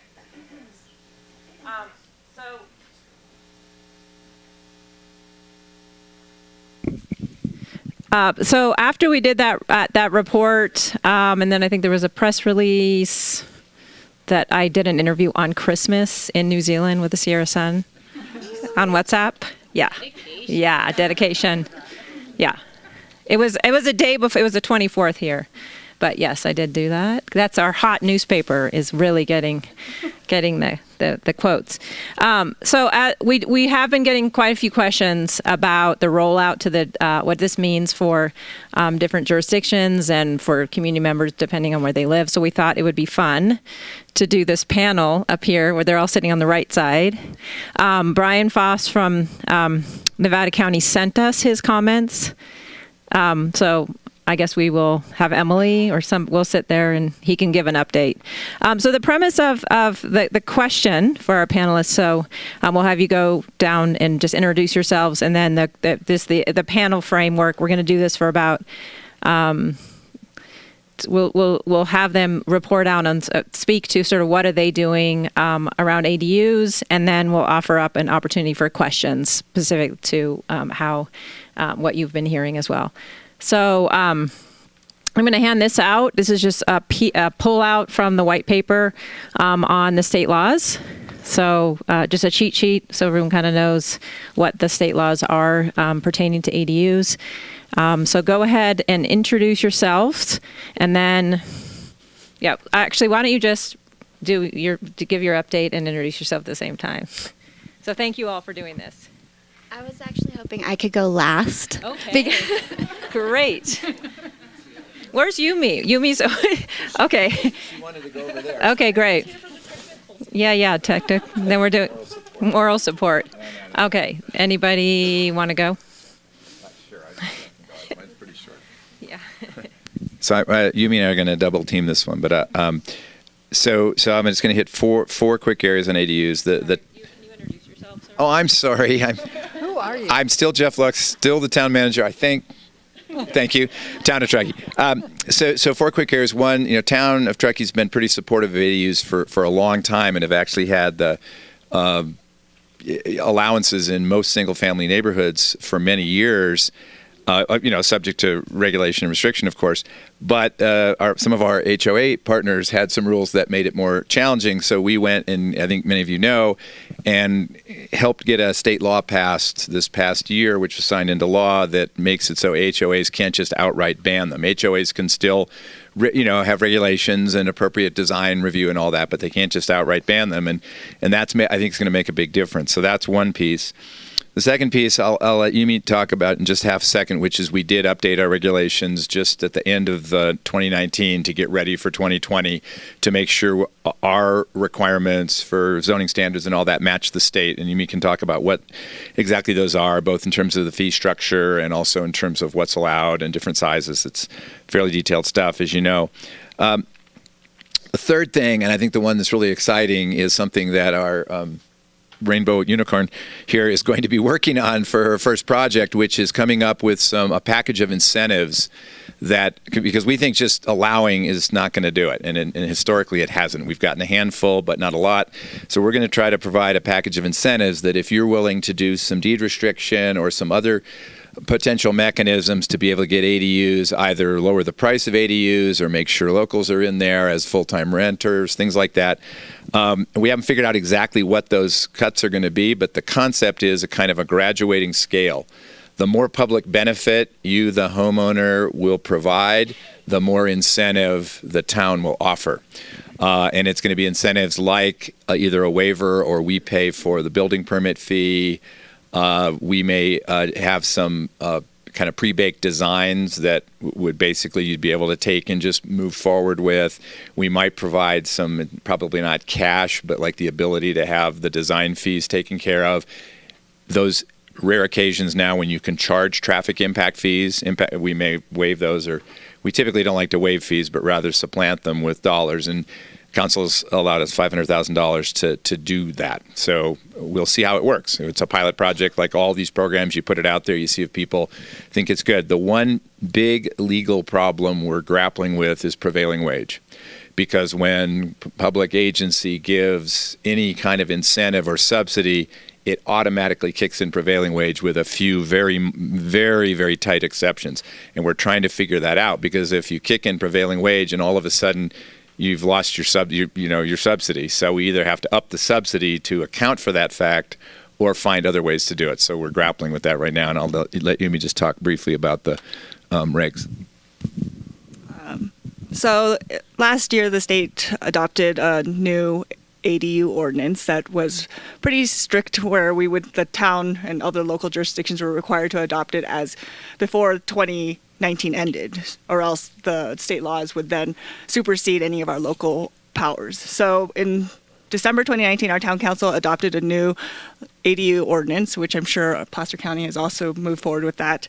It was an emergency ordinance, so it went into effect immediately, which is different than our normal ordinances, which allow for more time for public comment. I would say that the biggest changes are that ADUs are now allowed in both single-family residential zones and in multifamily residential zones. It was previously just allowed in single-family residential zones. Both ADUs and a JADU, a junior accessory dwelling unit, is allowed within on a parcel. Previously, it could be one or the other.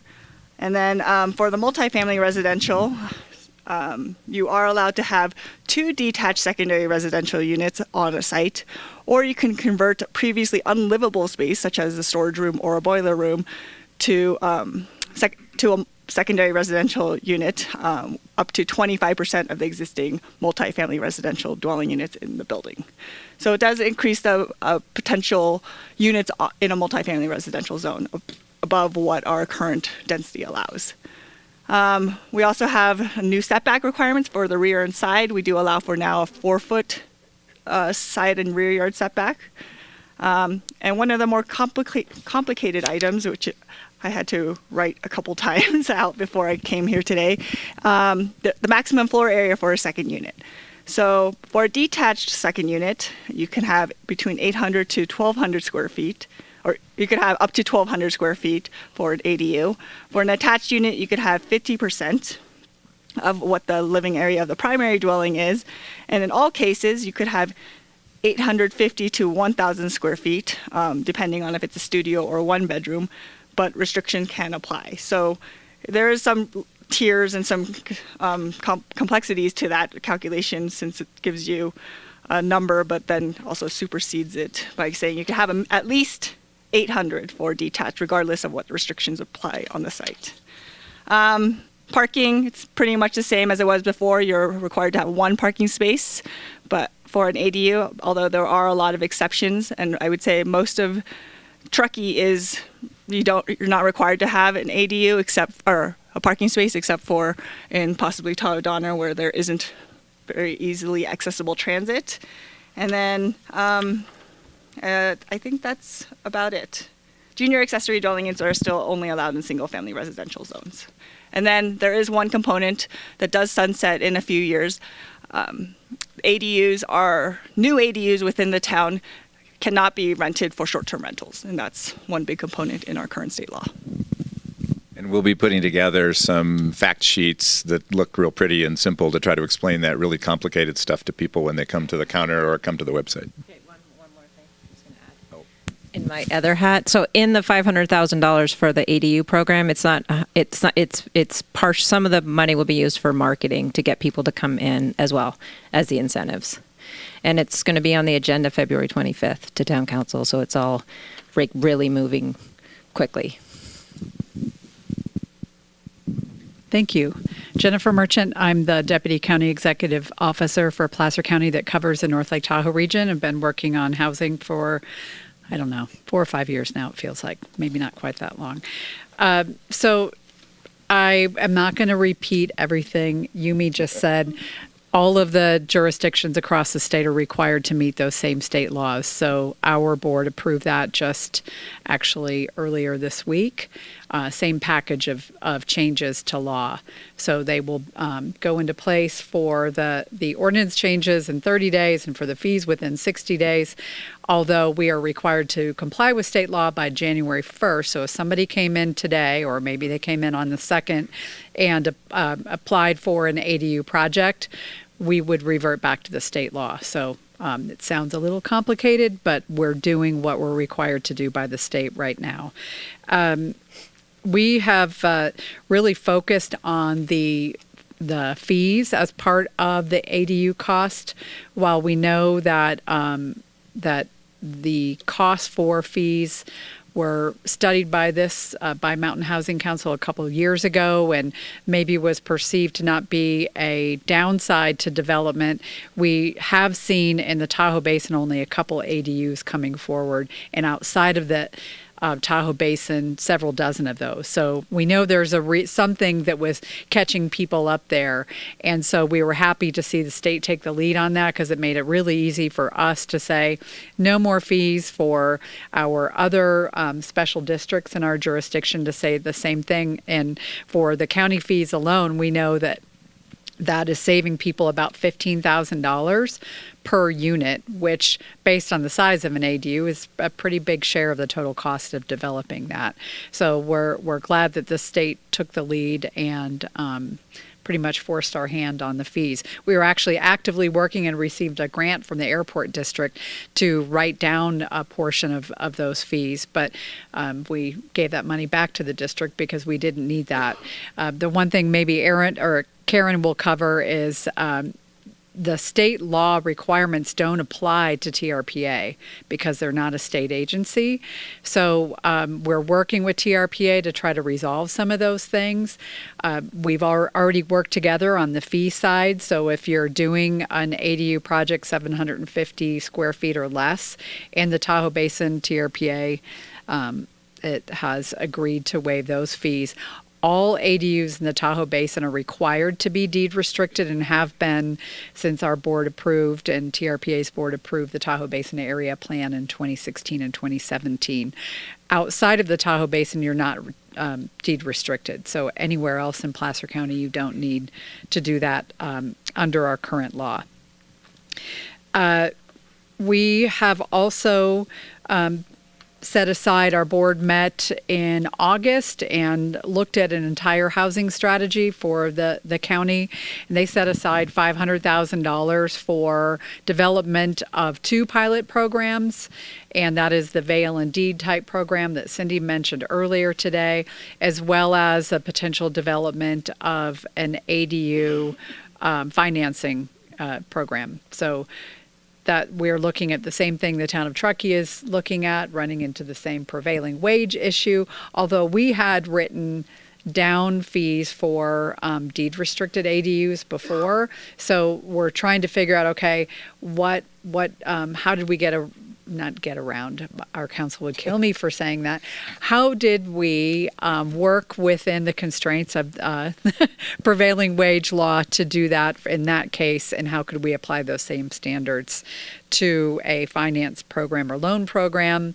And maybe the deed restriction could be the linchpin there. If there is a public benefit, perhaps we can at least not require that, but we're not sure yet. A couple other things I would point out: we're planning to do a marketing program on the new law so that people understand, and just as Jeff mentioned, make pretty pictures, make it easy for people to see. We're in the process right now of developing a specific ADU webpage, so people can go on there and kind of say, well, geez, what can inspire me to do an ADU? What does it look like? What would the return on investment be if I were going to do an ADU? What could I get back out of that, to try to motivate people to do that, to show some basic pictures, and also to walk people through the process. And then once they get to the end of that, they could do their online application and then get that response within, I think it's 60 days now required by the state, at least on the county side of things. That excludes TRPA. So we're trying to find ways to incentivize people, multiple ways to incentivize people, by streamlining the process, by giving them more information, by inspiring them, by potentially providing funding for that. And then I'd say 2 kind of related things. Our board did pass a new short-term rental code of ordinances late in the year last year, and that impacts the potential ability of somebody to use an ADU for a short-term rental. They already can't do that inside the Tahoe Basin. They could use their primary residence, but not the secondary. And then outside of the Tahoe Basin, if they're going to use an ADU for that purpose, that it would have to be permitted. So we're trying to get people to comply with the law, and then really, almost maybe disincentivize that kind of development. And we will be putting information on our website. If somebody says, boy, now I have to permit my property to make a short-term rental, I don't have to do that for a long-term rental. We're going to be giving them some resources about who can they go out to, the Landing or other property management companies, to turn their second home into a long-term rental. So really trying to unlock those, not that we develop the code as a disincentive, but we think for some people maybe it will be. And then another piece of that, to provide funding for some of these loan programs that we would like to be developing. Cindy kind of made a reference to it earlier, but to just hit the point home, there is an effort right now to develop a tourist-based improvement district in our communities of North Lake Tahoe, all the way out to the kind of Truckee side, the ski resorts, excluding Donner Summit at this point. And if that goes forward, our board is prepared to sign an agreement with the Resort Association to play an advisory role in expending the existing TOT that we're spending on marketing right now, and that's $4 million a year. Instead, move that expense over to transportation and housing. So if the T-bid goes forward, we're committing to taking that freed up $4 million and spending it on transportation and housing. So developing some funding sources, not only on ADUs, but other things, of course. But we think that, the finance program would be a great thing that to fund with that money if it goes forward. So I know that was kind of long, but thank you for the opportunity. All right, I'm Annie Rosenfeld from Tahoe Donner Association, and we represent about half of the residents in the town of Truckee. So thank you for letting me come and speak. Tahoe Donner Association is currently in the middle of its public or its member comment period for rules regarding ADUs, secondary dwelling units. I'll just cover that whole span with the juniors as well. So our board has not voted on regulation yet. Separate to the regulations on public agencies, this fall an assembly bill was passed prohibiting HOAs from prohibiting secondary units in the subdivisions. And so we quickly grappled with the impact or what that meant to Tahoe Donner Association and had the discussions with the board to give direction to draft rules relating to that. And our board recognizes that the state is facing a housing crisis, and it's exemplified by the lack of affordable housing, especially up here. And we face that from a workforce element, and it's a key strategic goal that we have to address that. The challenge is to adopt the new rules for the construction, availability of construction, but also really balance the interests weighed in there to maintain and protect the character of our community, the Tahoe Donner community itself, and in thinking the whole community at large, and then also encourage the affordable housing building. For our workforce, we employ just over 800 employees a year, and so that is an important focus for us in general. The real concern is the consequences of density increasing in our residential community, and the other consequences is relating to growth of STRs, the parking. We are 500 feet above Truckee, and the snow is much different up there than it is down in town, and so there's real thought to that. And then just the available parking and real concern in the summer for masses of cars, as many put it, that just kind of pile in, that looks more urban than a rural residential. So with that, we have crafted rules that take one step further than the town, and we've been working with the town and informing them of where the direction we're going, and really closely watching what the town is doing with regards to their new ordinance. We do have some tighter restrictions proposed for square footage on ADUs specifically. The town is allowing up to 1,200 square feet, and we're only proposing 800 square feet.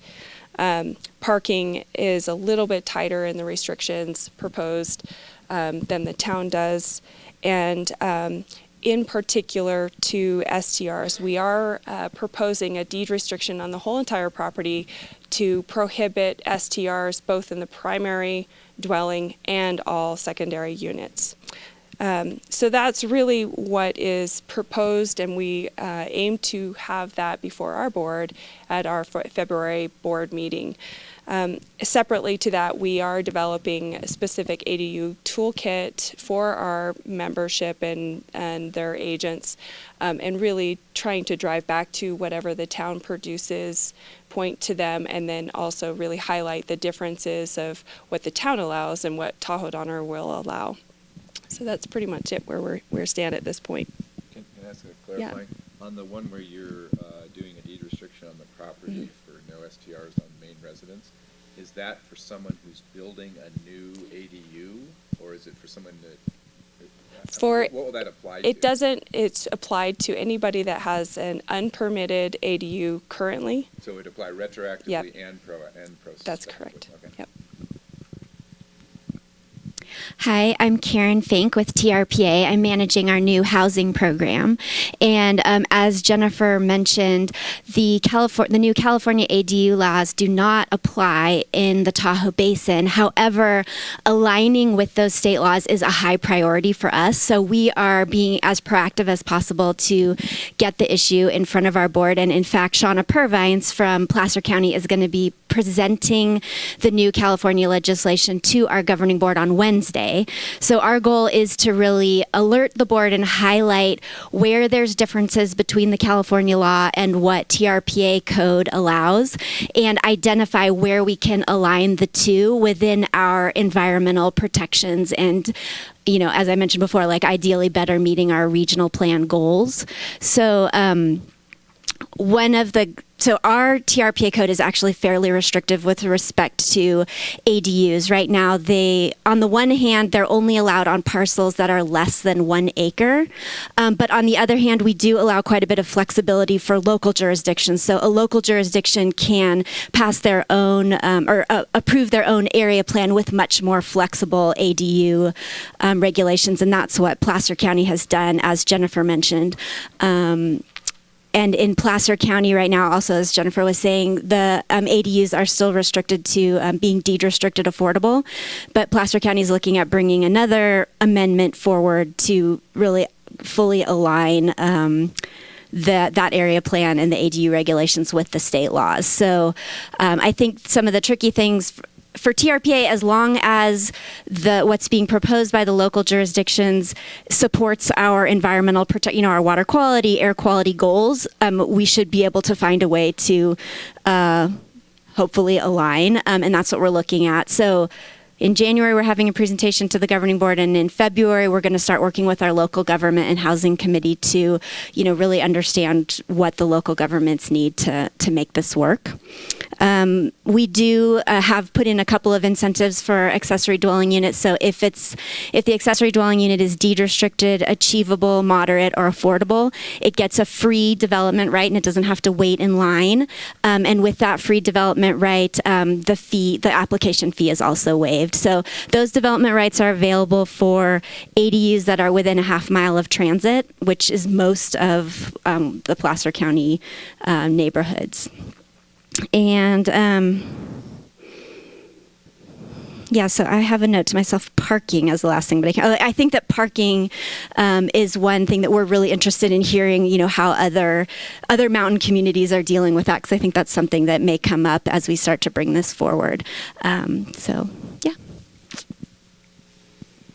I'm going to just, Nevada County, just real briefly, Brian sent his comments in that they've adopted the state laws, and then their incentives, which look like they're a little bit newer, is that deferral of fees for units less than 800 square feet or with a deed restriction to low or very low income.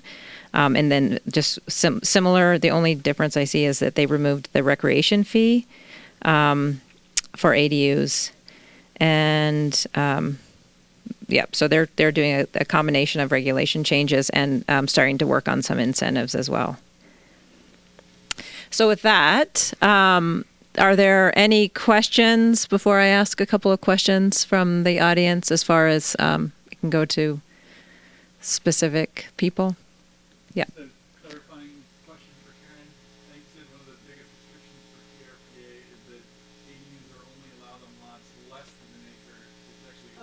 Thank you, sorry. They're only allowed currently on lots that are greater than 1 acre. And, well, in Placer County, they're allowed on all single-family lots, but in the rest of the Tahoe Basin, they're only allowed on lots that are greater than 1 acre, except for one very small part of the Southwest Plaza. Yep, Christy. I was curious if the prevailing wage conundrum is related to the fee waivers or only if you do more than that.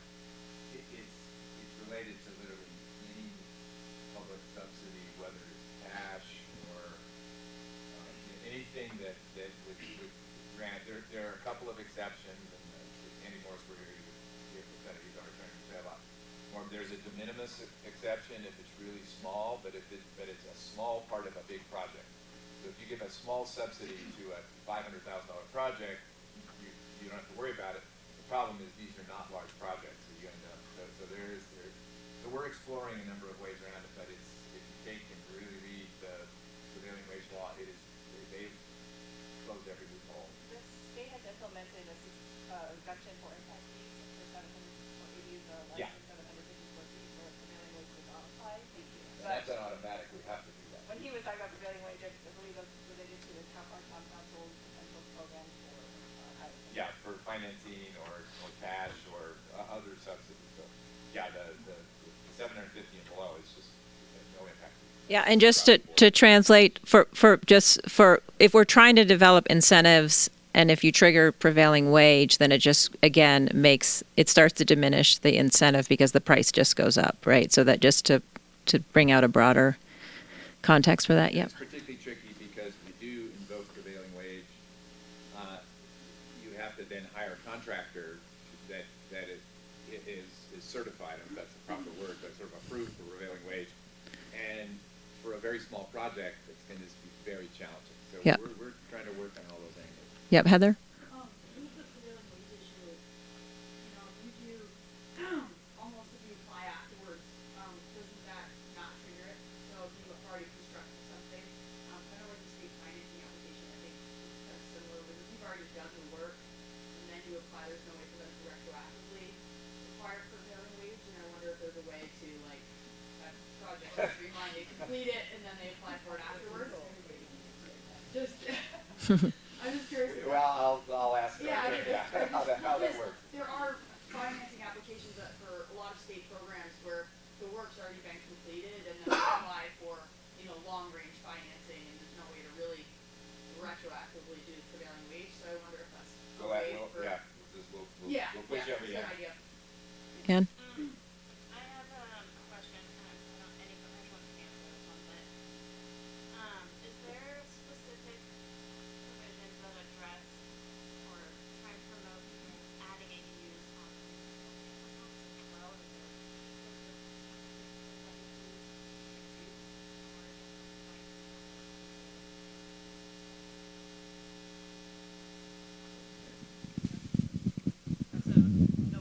It'd be the same either way. So the benefits you get, whether you're doing a existing home or a new one, you still get those same benefits. Yeah. Yeah. So if it can be questions or even comments that this triggered or ideas you want to share. Yep, Cassie. They're not here sitting, but any other information from other homeowners associations, how they're dealing with this, i.e. Glenshire? Yep. I know that they're a little behind the ball in that, and I think Glenshire is wanted to wait until the town figured out what they were doing with their emergency ordinance, and I do know, having spoken to the property manager, it's coming, but they're not as organized as we are. Tahoe Donner was more concerned in specific to the SDR element of the impact because of the 60% of the SDRs in Truckee are in Tahoe Donner. And there's, we're still working through those issues as well. So that's why we were ahead of the game. There are a couple of HOAs, one in particular I can think of, in town that the original approval of the subdivision allowed for ADUs way back when and didn't allow, at that point it was, arranged that there would be no restrictions on those other than all the usual restrictions. So there's a couple of those. What about TTSA? Do you guys have any specific questions that you can?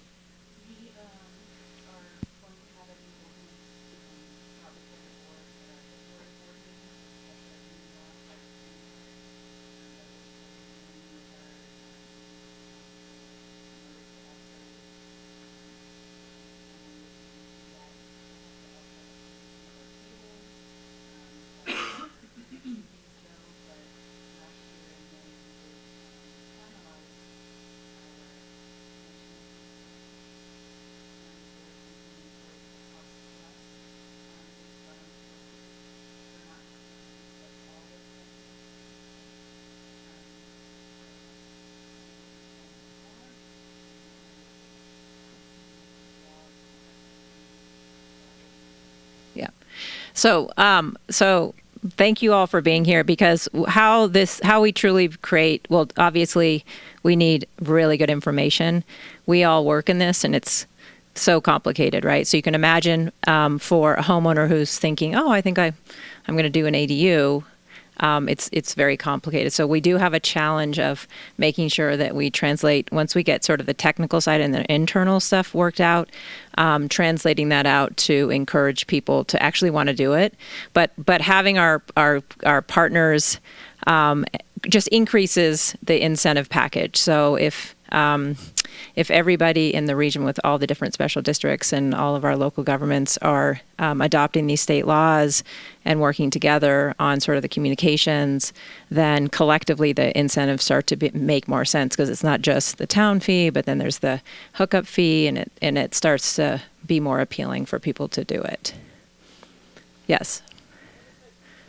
Go ahead.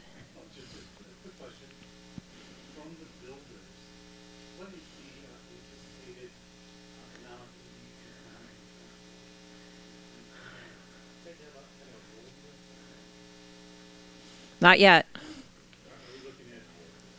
We've had about 10 a year at Truckee. We're hoping maybe we double that or triple. I'm clear.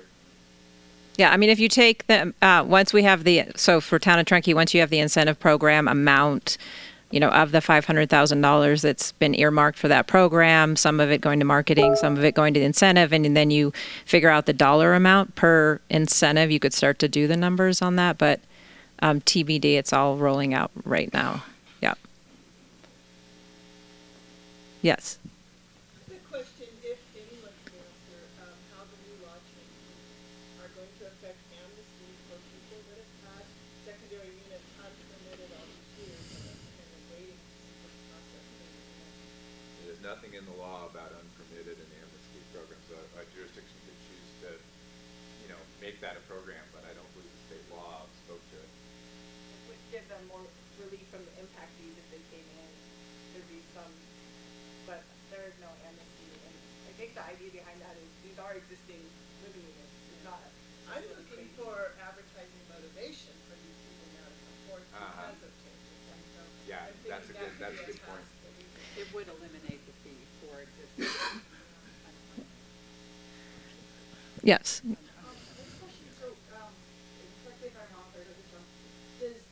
one of the new state laws ban any new ADU from being a short-term rental? Yes. Yes. Yes, So it does. how, and I don't know if the town has an answer for this because I know it's relatively new, but how do the town plan to manage existing ADUs that are being processed as STRs versus January 1 forward, new, and then monitoring that and maintaining that? That's a whole, We'll get back in. Yeah. So right now, actually, so it's in the white paper, but and Kim Zurich is here, can tell us. My understanding is that we don't track the type of unit an SDR is, which would be a new thing that we could potentially do. So we don't know how many ADUs are SDR'd, but that would be a great. Yep. So that's again would be, once we have the data, then we could actually do something about it. But we don't have that data yet. Yeah.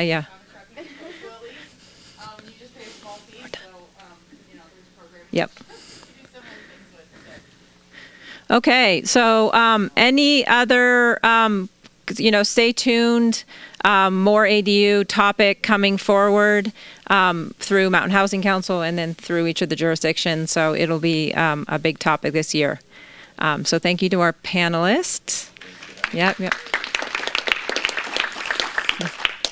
So this is the time if there's any public comment. Nope. So in closing, 5 minutes early on a snow day, that's great. Just make sure that we have another, I don't know the date, but April is our next Mountain Housing Council meeting. It's business as usual. Stacy, for those of you who weren't here in the beginning, look for that ask coming out to you. Since we have all of you here, we can also invite new partners for Mountain Housing 2.0. Just, it's a new refresh. So love to have new partners and love to have our old partners back and have a fabulous Friday. It's great to see you all. And we're here after if you have additional comments or questions.